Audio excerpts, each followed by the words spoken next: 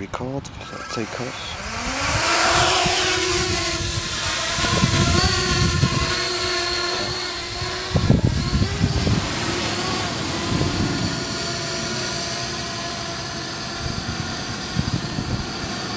I'll just take a picture. Okay.